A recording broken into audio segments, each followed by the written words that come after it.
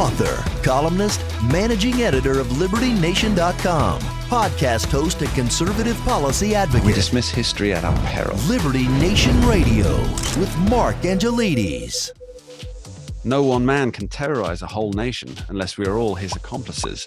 So said the legendary Edward R. Murrow about the junior senator from Wisconsin, Joseph McCarthy, in 1954. This denouncement brought about the end of 4 years of terror and paranoia. But are we witnessing a 21st century resurgence of this divisive and dangerous rhetoric?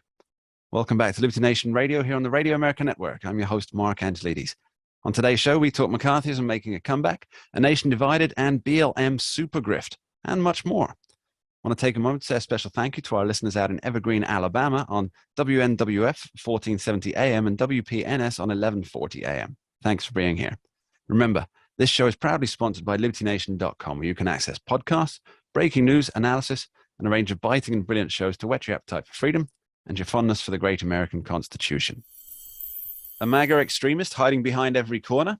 Well, if you believe President Biden, that's just America today in the post-Trump era. In a series of divisive and dark pronouncements, the commander-in-chief appears ready to bring back the stain of McCarthyism to further his party's political prospects. But surely, Americans won't fall for it again, will they?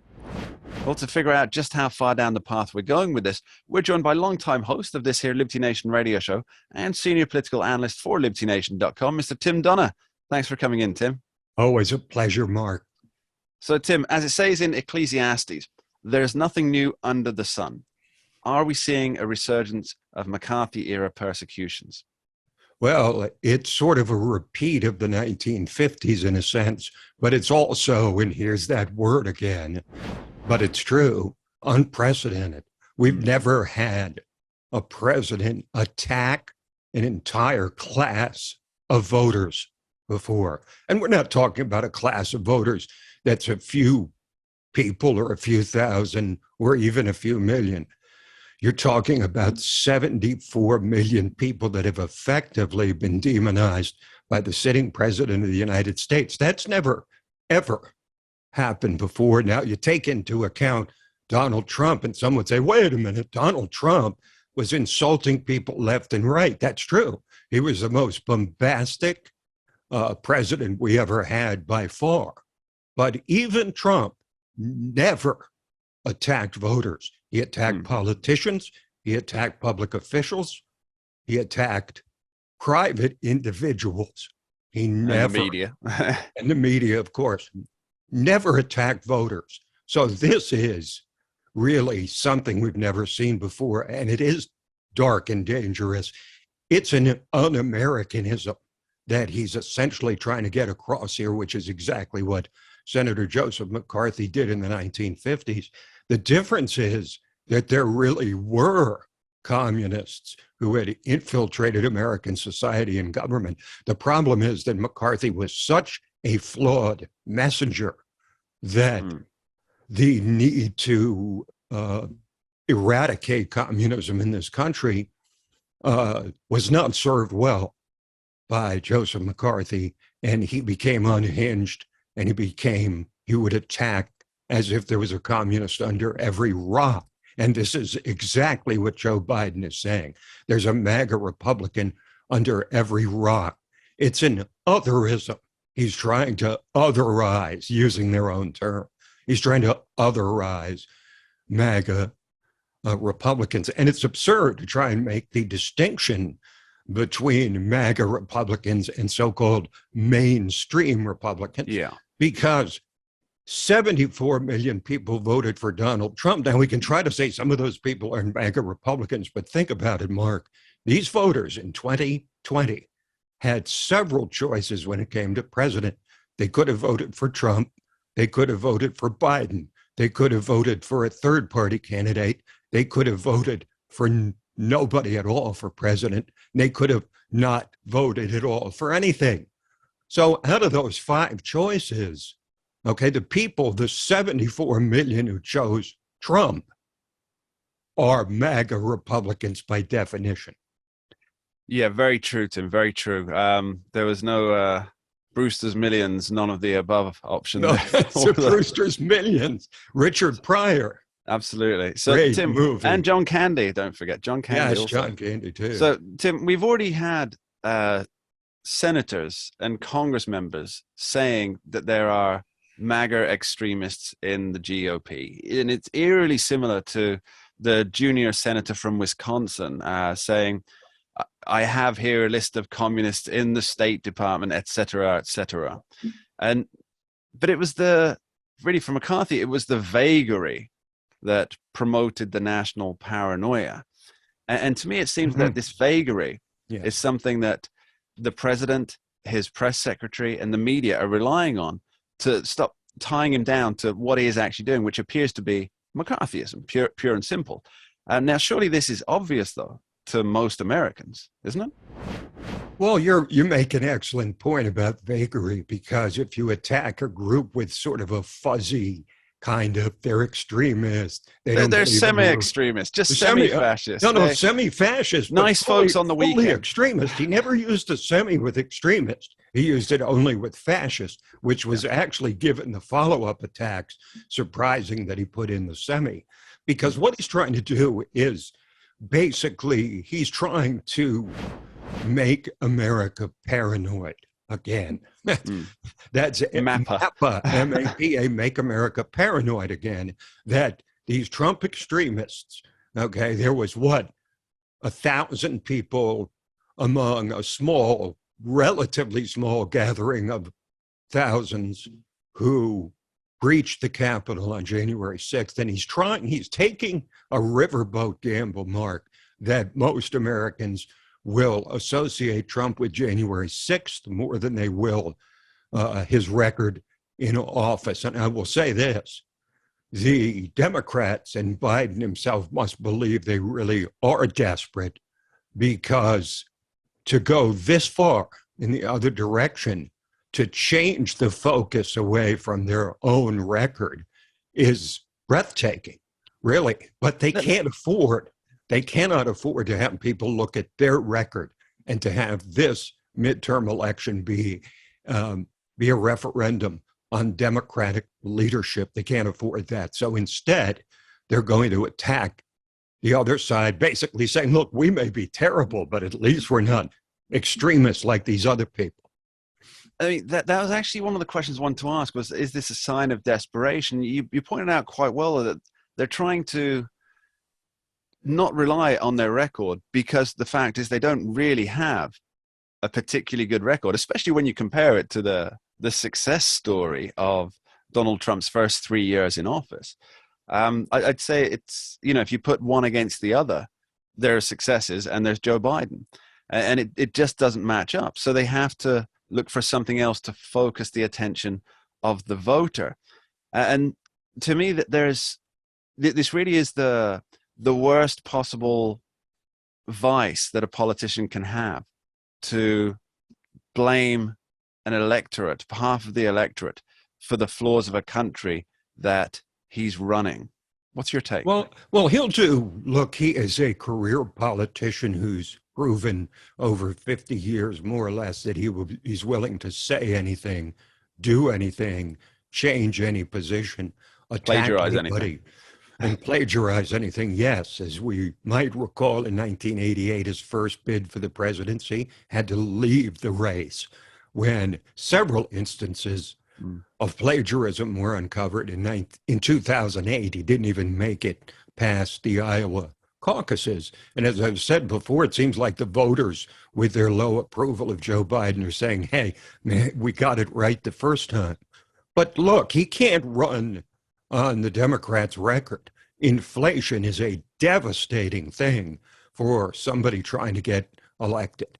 Recession, crime, immigration, those are the big issues the Democrats can be held to account on, but they're trying to simply change the subject. It's the oldest story in politics, changing the subject away from your own failures. But to go to this extent for political expedience, I think a lot of people see this as a jaw-dropping development, especially since he has doubled, tripled, quadrupled down on it since he first called Trump voters semi-fascists. a desperate gambler in the White House. Now, we're here with Tim Donner on the new McCarthyism. Later in the show, we have our special Talking Liberty segment where we examine leftist lawyers uniting against Trump. But after this short break, we'll be back with Tim Donner to discuss a nation divided. Don't go anywhere. We dismiss history at our peril. Liberty Nation Radio with Mark Angelides. And we're back on Liberty Nation Radio with longtime host and political analyst Tim Donner. In our first segment, we discussed Joe Biden's embrace of McCarthyism. But now I want to discuss what impact such a divisive president is having on the American psyche. Tim, Joe Biden campaigned on being the unity candidate. He waxed lyrical about unity during his inauguration speech, and it was a message that the Fourth Estate was only too happy to pick up and run with. And it seems to me that his present version of unity and what that word means is that of a one-party state. What's your take on that? Well, Joe Biden in his inaugural address used the word unity, or the equivalent, 19 times. He said his whole soul was in this unity. 19 times. That's more than it had ever been spoken before. Now, he could have been, he could have gone in the direction of like Trump did, which was to talk about American carnage. And he could have at that time said the greatest challenge here are MAGA Republicans. He could have set the tone right then to say, look, this is the biggest threat to the nation. But he went in the opposite direction, which I mean, unity was everything in his inaugural, and it's absolutely nothing in his administration. I mean, I can't point to anything that he has done which was a serious attempt at unity.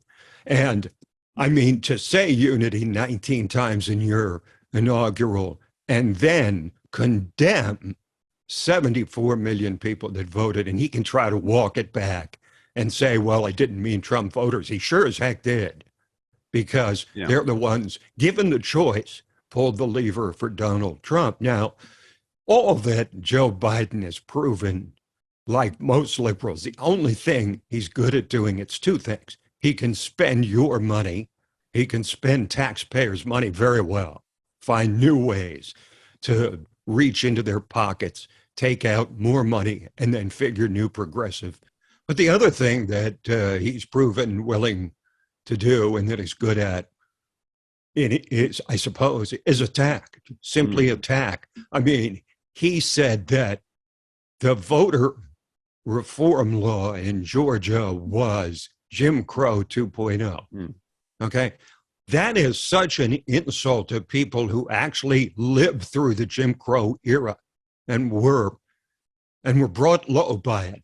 For him to compare voting laws, which, by the way, proved exactly what the Republicans said, that a big turnout in the Georgia primary with these new awful voting laws. So, look, what gets me is if Biden had set the tone from the beginning of his administration, as anathema as it might have been to many people, at least he would have given an accurate forecast or an accurate narrative on what he was planning to do. But to go to the opposite extreme, to be extreme enough to use 19 times the word unity, and then to go to the other end and call the people that he was trying to unify supposedly as semi-fascist extremists and violent criminals, lawless individuals. Well, doesn't that just show that he's given up on the unity message?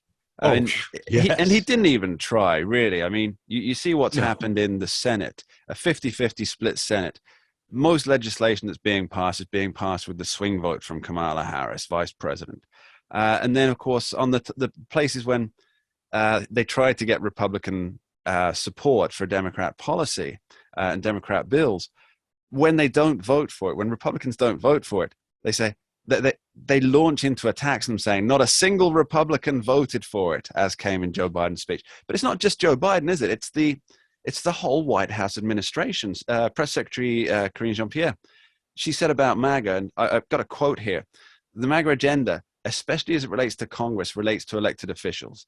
It's one of the most extreme agendas we've ever seen. It's the extreme part of the Republican Party. She also said the purveyors of it are threatening political violence and they're attacking our democracy.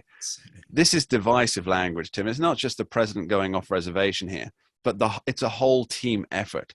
Now, isn't that a sign of authoritarianism and demagoguery to berate and vilify the country? Is there any rationale to explain it other than Joe Biden has failed and now he needs an out? Well, fortunately for Republicans, Kevin McCarthy, and it's not just his work, it's the work of most of the Republican Party bigwigs, so to speak, and conservative activists who have put together a 2022 version of the Republican Party's 1994 contract with America. And there's some specific things in there that they're committing to doing once they take control of the House, which I think it's fairly safe to say they will. The margin is in question. But, once they do that, once they release that agenda for the election, Republicans will be united behind that sort of contract with America's successor. So you'll have the Republicans' vision of what they plan to do, which is to bring it back to something approaching the Trump economy, the Trump foreign policy as well, and all the things that Trump succeeded at in his first 3 years that left the country in excellent position before the pandemic. So you'll have, on the one hand, Democrats throwing it all into attacking Republicans and calling them extreme and calling them semi-fascist, full-on negative campaign against Republicans who, if they hew the McCarthy line, will go with this contract with America, which has specific positive things that they will do. But the problem beyond that, Mark, is that Mitch McConnell is not in agreement with the idea that Republicans should even give a vision of what they will do. McConnell thinks that Republicans should attack the Democrats the same way the Democrats are attacking the Republicans. McConnell thinks it should all be on their record. That is a viable opinion, but if the Republicans can go with a positive message, it will contrast starkly with the Democrats. Well, to say it's a negative vision, a dark vision, a haunting vision of America, a dystopian vision of America would be at this point almost an understatement. Tim Donner, thank you ever so much for being here. Always enjoyable, Mark. Thanks. You're listening to Liberty Nation Radio, heard across the Radio America network from our flagship station in the nation's capital, WWRC in Washington, D.C. Remember, you can tune in for Liberty Nation on KSRM 920 AM and 92.5 FM out of Kenai, Alaska. Later on, we talk leftist lawyers with Scott Cosenza. But up next, after this short break, we ask if the BLM grift is finally over. We dismiss history at our peril. Liberty Nation Radio with Mark Angelides. The Black Lives Matter movement, once supported openly and proudly by politicians the world over, its message echoed at the expense of the taxpayer, has most certainly lost its shine. With news that the latest head may have been personally enriching himself, it's time to ask, has this movement gone one grift too far? Well, to discuss the latest scandal in a long line of scandals, we're joined by Liberty Nation author and podcast host, Mr. Jeff Charles. Welcome back, Jeff. Thanks for having me back. So, Jeff, BLM's popularity and public support, it's down. There's no disputing it. The polls will show it. The numbers show it. What's at the heart of it this time, though? You know, I think it's just a culmination of things. I mean, you're right. Their popularity has gone down according to polling, especially in the Black community. Its support among Black Americans has gone down as well. What's happening here is that people are seeing that it's a grift. I mean, you know, when the first issue started with Patrisse Cullors and her mansions, people were like, okay, well, I mean, that's just her. But then scandal after scandal after scandal and report after report after report showed that they were getting funny with the money and the millions of dollars in donations that they were given are allegedly not getting going funny towards with the money. Yeah, allegedly getting funny with the money. And by allegedly, you mean actually. Right, exactly. Those are synonyms in some cases. But the bottom line is that, the movement started out more popular, but then after George Floyd, after all that wound down, people started seeing this group for what it was. Because the thing is, these were well-meaning people giving their money, white, black, and otherwise. They thought that they were actually helping Black people by giving this organization money. And then come to find out that that's not really what it was going towards.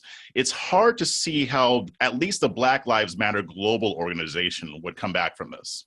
We'll talk about the distinction there later on, Jeff. Now, let's just jump into the donations here. So I believe it's more than $100 million.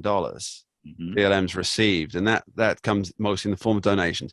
Now, a lot of the people sending that money are regular folks, but there's also big corporations involved who like to have hashtag BML on their Twitter feeds, or put a little sub on their webpage saying we support BLM with cash donations, support logistics, things like this. Now, I think this latest scandal, it will likely sink the individual gifts, but will it put off the virtue signaling companies? With this latest one where the head of Black Lives Matter is accused of stealing $10 million for personal use. I mean, especially if that ends up getting proven, yeah, you're right. Individual donations are going to go down. I don't see how anybody gives this organization any money. With corporations, corporations are doing this for different purposes. Corporations are doing this to stay in the good graces of the woke left and to make sure that the cancel culture community doesn't come after them. So I still think that their donations will decrease, especially if people on the left start calling them out for donating to an organization that isn't doing what it says it's supposed to be doing. But at that point, they can just easily pivot and say, okay, what do you want? Where do you want us to give our money? We'll do it. Please don't hurt us. Yeah, there's an old saying, isn't there? It's like feeding the alligator in hopes that it eats you last. Now, exactly. in your writings on libertynation.com, you often make the distinction between the BLM main group and the individual chapters. Now, I'm not entirely sure that everybody's clear on what the difference is there.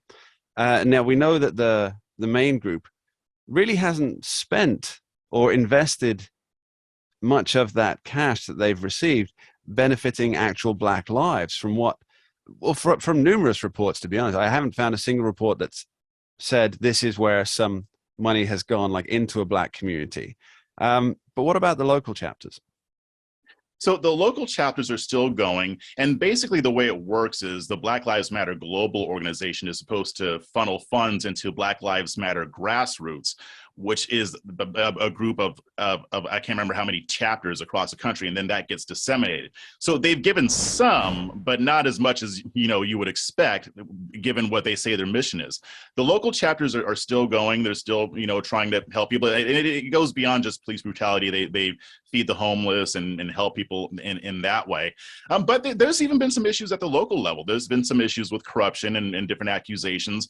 On the whole, it doesn't rise nearly to what the global organization were doing, but there are still people on the ground who are still trying to make a difference. Yeah, it's power corrupts, and absolute power corrupts, absolutely. Now, I don't think it's escaped the attention of anyone really who's been paying attention over the last 7 or 8 years that BLM seems to be reinvigorated whenever there's an election. Now, it's almost, from the outside, I'm from the UK, and we had BLM marches over here, even though it's just not a thing over here, to be honest. The idea that police are gunning down unarmed Black men in the streets, the police don't even have guns. Right. It doesn't happen. But we've seen these marches all over, but they always tend to come about just in time for an election. And it seems as though, from the outside looking in, that this group wants to intimidate or coerce conservative or Republican voters. We saw it in 2016. We saw it in the, and I quote here, the Summer of Love, and in 2020, of course. Now, can we expect a resurgence, do you think, before the 2022 midterms? Or is the brand too tarnished? I'm going to say no for two reasons. One, Okay. the brand is too tarnished, like you said, but Democrats aren't really harping on police brutality right now, right? They're trying to make it seem like they support the police. Biden is saying we need to fund the police. They're walking away from that defund the police nonsense because it was politically toxic from them. Now, you still have these soft on crime district attorneys in Los Angeles, New York City, and elsewhere, but they know that the crime issue is one that they've been losing on, so they're trying to play it a little bit more safe and not be so anti-police. Now for 2024, it may come back, but if it does, unless Black Lives Matter does something huge and reforms, it's not going to be them. They're probably going to come up with a different group, or maybe just focus on the movement and not necessarily the organizations. Okay, so potential proxies. Now, Jeff, you tend to have your fingers on the pulse of growing movements. What comes next? I think that what progressives are really focused on right now, I mean, aside from the election, really, because that's what everybody's focusing on, because it's only a couple months away. And those 74 million extremists. Yeah, those 74 million radical extremists that are threatening the republic. God. No. They don't realize it's a republic. They're threatening it's the democracy. Yeah, we say republic because we actually know how our government works. But what I'm seeing them focus a lot on is what's going on in schools, and really they're focused on the conservative reaction to it, because basically they got busted over the COVID-19 pandemic when parents found out what their kids were being taught. And I mean, it's funny because I saw an op-ed in Politico just a few days ago that was bashing a company called Brave Books, and it's a children's book publishing company who are making books for kids that teach more conservative values. So I think that this battle is going to get even more pronounced. I mean, they're still going to be focused on race because that's one of their biggest cash cows. I think that they'll probably replace BLM with something else, but I think that those are going to be some of the most hot button issues after the midterms. Jeff Charles, from your lips, we hear it all. Thanks ever so much, mate. Yeah, thanks for having me back. Coming up after this short break, we're back talking liberty with Scott D. Cosenza, discussing the appointment of a special master to deal with the Mar-a-Lago raid. Don't go anywhere. We'll be right back. We dismiss history at our peril. Liberty Nation Radio with Mark Angelides. Lawyers are all athunder at the appointment of a special master to President Donald J. Trump, former President Donald J. Trump, I should say. But what has created this anger amongst, let's be fair, more left-leaning members of the legal profession? Well, to help us once again, we're talking liberty with Liberty Nation's legal affairs editor, constitutional attorney, and connoisseur of all things Courvoisier and crudité, Mr. Scott D. Cosenza. Welcome back to the show, Scott. Cheers, Mark. Congratulations on your new prime minister. I hope it all works out for you. Yes, everybody does obviously hope that the nation doesn't fall into a pit of despair, but who knows, politics as usual. So, Scott, let's take pity on these poor lawyers. It seems that the decision by Judge Cannon to grant the appointment of a special master to oversee the documents seized by the FBI has put our bejabbeted friends into a bit of a tailspin. Now, as a lawyer yourself, Scott, why do you suppose so many of your fellow bar members... Do you have the term conniption fits over there? Do you know what that is? We do have the term conniption fits. Yeah, why are they having conniption fits? They have gone into conniption fits over this order. Mark, it seems to be a case of long tail Trump derangement syndrome. That's the only thing I can think of. Judge Cannon's order granting a special master in the Mar-a-Lago search warrant return issue case is a very mild order. If all you care about is that sort of like justice be done, right? Like following the law and the facts where you lead them, as I think our Merrick Garland Attorney General said.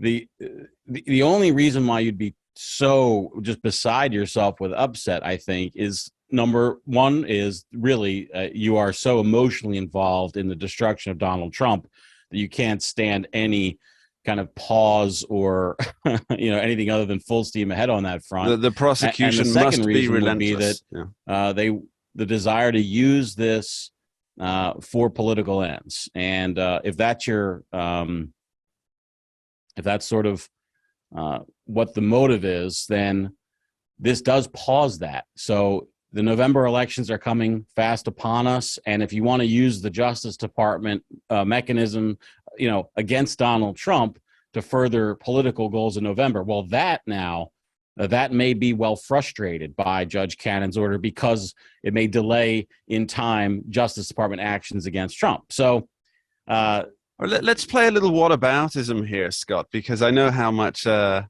social media denizens love a bit of whataboutism.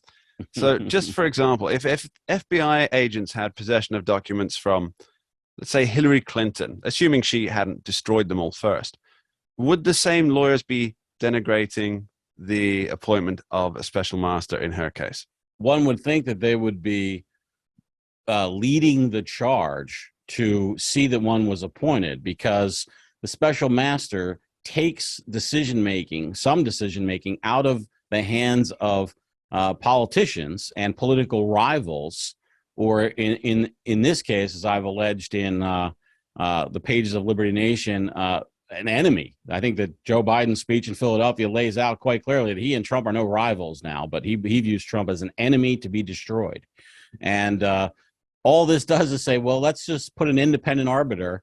I mean, Mark, one of the things that the Justice Department does when they take these search returns in, so all the documents and things that have been gathered at Mar-a-Lago, is they went through an attorney-client privilege filter, which is to say that some attorneys from the Justice Department are looking at those things only to discover whether they're relevant, that Donald Trump might be able to say, this is attorney-client privilege and you can't see this. And those people are supposed to be walled off from the attorneys who are actually doing the prosecuting of Donald Trump. Now, we know that at least two different attorney-client privilege matters made it through that pass, okay? So they went, the DOJ lawyers who were assigned, by the way, top flight, their best they have, right? These are the people who they put on this case. They said, oh, no, this is not privileged. And they handed the documents over to the team who is designed to prosecute him. And they've now looked at attorney-client privilege documents because of the mistake that it's no surprise that a cashier may make a mistake in favor of the store from time to time. But if they never make one in favor of the customer and it's always for the store, well, I think we have something more there that's going on. And it's reasonable for Donald Trump's legal team and all people who are subject to Justice Department actions to ask for an independent arbiter to kind of view these things. So what is the possible downside here for the DOJ, the FBI? If they have viewed articles that are considered by the special master to be attorney-client privilege, but these documents or notes have already been handed over, what's the recourse? The recourse is to Let's assume this is not about Donald Trump, just in general, for anybody. What would the normal It depends on the scope be? of the violation. So Okay. Part of an attorney's bill would be part of attorney-client communication, perhaps, because it indicated some of the work that was done. If that was disclosed, you could imagine that the damage to the client wouldn't perhaps warrant dismissal of the charges, for instance. That would be the extreme remedy, okay? And a lower remedy would be citing the one of the attorneys, making them pay money damages or something like that, or making sure that the attorneys, if it could be possibly done, couldn't then work on the case. There's a number of ways to craft a sort of a rebuke, but oftentimes for low-level violations of it, there wouldn't be, a real hammer thrown at the prosecution. So, Scott, that's actually what I assumed. Now, obviously, I'm not involved in the legal world at all, but I assumed it would be either there's an extreme remedy, there's a common remedy, and sometimes, depending on the severity, it doesn't really get followed up too much at all. So my question would be, isn't it in the best interests of the Department of Justice that a special master be appointed to avoid any doubt? Joe Biden has sworn himself to attack Donald Trump and defeat Donald Trump seemingly on all fronts with any accessible kind of, legal or otherwise tool that he may have available to him. they have all this Trump information now. It's a treasure trove. It's not like they raided some storage locker out in, Arkansas that was, waiting for review for presidential. This was his stuff, his desk, his passports, his medical information. By the way, you think maybe that got passed along? Do you think that's relevant to whether or not he would run for president or not? Confidential medical information that he has that, basically Biden allies and appointees at the highest level have. I think you're wrong about that. I think that they view it as total war, and that this all aids them having the ability to operate without oversight. That's kryptonite to them, Mark, because they have basically turned the law on its head to say that Donald Trump can't even object to the search because the documents that were ordered to be seized weren't his property. Now, that may be true, legally speaking, with respect to those documents, but the idea that a lawyer in America would say that a person whose home was searched by the FBI and raided didn't have the right to ask for some court oversight for that raid, and that people on the left, Mark, are populating it, that those objections are somehow not only just wrong, but also so far wrong. I saw an esteemed attorney say on Twitter yesterday that it was worse than the Dred Scott decision, which furthered chattel slavery in this country by a long time. So there's just so much derangement on the other side of this. It does kind of shock the conscience. Just one more question. We have seen a lot of anger also leveled at Federal District Judge Eileen Cannon. Yes, Trump appointee. Well, I mean, that appears to be the issue here, Scott. Yeah. So very quickly, is she unqualified to have made No. this? Here's where the anger comes from. The way that she structured her order, it's hard to appeal that. So the people who oppose Donald Trump, whether that's politically, electorally, in other ways, they were hoping that she would send down an order that would be easy to then run to an appellate court and try to get overturned and continue up the chain. But because the way that the special master order was crafted, it just becomes very difficult to appeal, and almost you can't. And so she defeated kind of one of their lines of attack against putting brakes on the process. So law and the lawyers divided, Scott. Scott DiCosenza, thank you ever so much. Cheers, Mark. And that's almost all we have time for on today's episode of Liberty Nation Radio, heard across the country from coast to coast on the Radio America Network. I'd like to take a brief moment to thank our special guests, longtime host of this here show, Tim Donner, columnist Jeff Charles, and Legal Eagle, Scott DiCosenza, for taking the time to join us. And of course, as always, my thanks to you, the listeners, for being here with us as we dissect the irregular swamp happenings that guide and beguile the nation. For my parting shot this week, I'd like to leave you the words of the great physicist and thinker Albert Einstein. He once said, "The strength of the Constitution lies entirely in the determination of each citizen to defend it. Only if every single citizen feels duty-bound to do his share in the defense are the constitutional rights secure."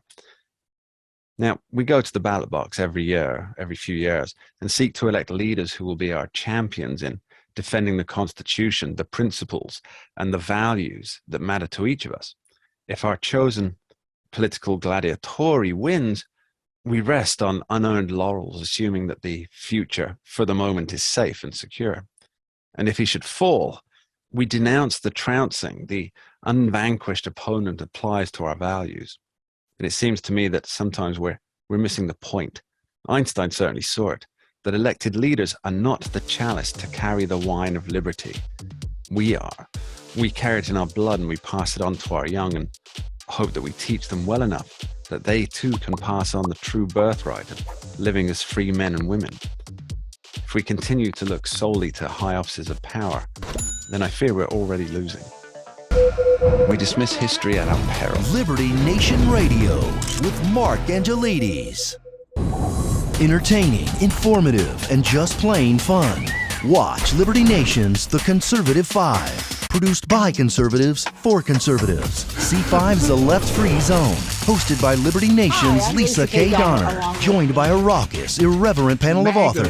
Deconstructing leftist narratives. Debating the hot topics. And remembering to laugh. Heard it here first. Join the official conservative safe You only space. did that to piss Jeff off. Liberty Nation's The Conservative 5.